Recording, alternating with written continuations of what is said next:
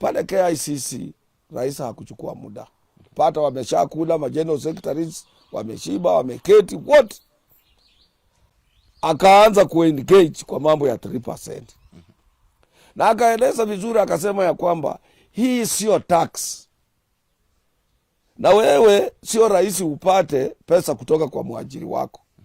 Hii wewe utakuwa unatoa 3%, maximum of 2,500, 2,500. Na 2,500 ama 1,500? No, 2,500 maximum 3%. Na employer pia atatoa 3%. Anaongeza kwa hii yako. Total inakuwa 6%. Na hizi pesa baadaye ukitaka kutoka unachukua na interest. Unapata pesa zako na interest.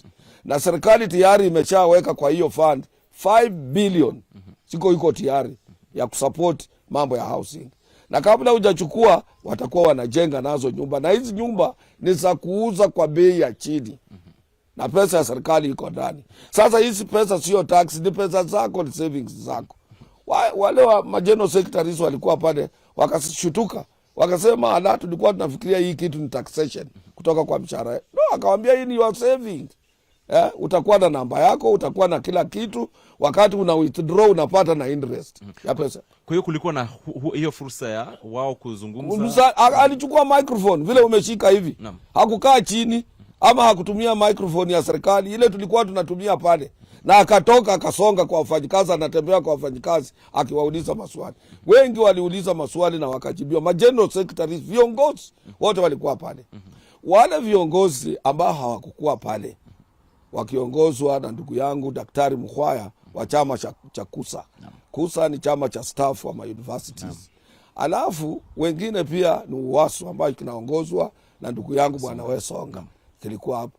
Yule katibu mkuu ambaye ni wa wafanyikazi wa serikali Bwana Odege mheshimiwa, yeye ni mbunge wa kule Nyatike ndani ya parliament. Pia anakaa katika ile labor board ya parliamentary kule bunge. Hawa maofisa watatu hawakukua kwa hiyo mkutano.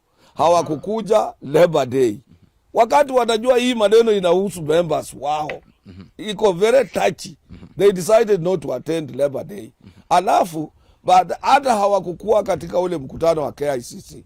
Wale wanati walikuwako, wale wakupet walikuwako, wale wengine ambao kutoka katika vyama vingine, hata wa madaktari walikuwa pale, nurses walikuwa pale, viongozi wao, au wengine wote from public service based trade unions walikuwa katika huo mkutano. Kwa hiyo ni kumaanisha kwamba hautatarajia upinzani kutokana na maelezo hayo na rais kueleza upinzani haswa kutoka kwa vyama hivi vingine vya wafanyikazi. Hakuna upinzani, hakuna because they were there.